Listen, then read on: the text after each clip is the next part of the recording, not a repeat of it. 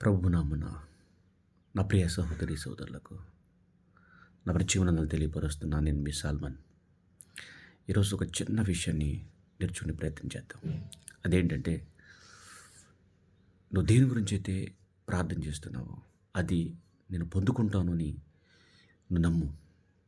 అది ఉద్యోగమైనా, వ్యాపారమైనా, లేకపోతే నీకున్న బలహీనత అయినా, లేకపోతే రోగమైనా, వ్యాధి అయినా, సమస్య అయినా, లేకపోతే శత్రువైనా, శోధనైనా, ఏదైనా కూడా ఈరోజు నువ్వు ప్రార్థన చేస్తున్నావు కదా, ఎస్ నేను పొందుకుంటాను, అది జరుగుతుంది అని నువ్వు నమ్మితే తప్పనిసరిగా కార్యం జరుగుతుందని యేసుక్రీస్తు వారు స్వయాన మాట్లాడుతున్నాడు.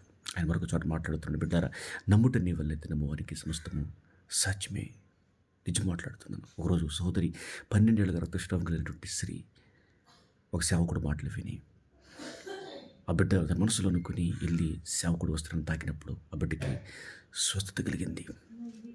దయచేసి నమ్ము. నమ్మితే నీవు కూడా తప్పనిసరిగా కార్యం చూస్తావు.